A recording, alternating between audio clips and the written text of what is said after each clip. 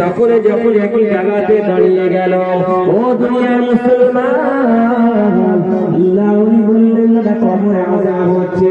সকল মুরিদে দাঁড়িয়ে গিয়ে হাত তুলে দোয়া চাইলে আমার আল্লাহ পাক আমার পীর আবু বকরের দোয়ার ওসিলাতে কবর আযাব থেকে আল্লাহ পাক মাফ করে দিয়েছে। আরো সুবহানাল্লাহ। এই ছিল আল্লাহ এই ছিল দাদা হুজুর, যার ব্যাপারে বড় বড় কেরামেরা বলেছেন যে বড় বড় আবু বকর সিদ্দিক একজন মুসলমান আল্লাহ বলেছে, যার লেখনের মাধ্যমে জাহের মাধ্যমে এত দিল্লিতে ইসলামের খেদমত হয়েছে। আবু বকরকে লোক শুনেছে, যারা ওই পথে গিয়েছে তারা এক একজন আল্লাহর ওলি হয়ে গেছে।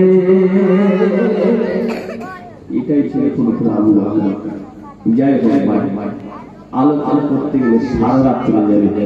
কোরআন হাদিস থেকে দলিল আলোচনা করলে অনেক সময় লাগে।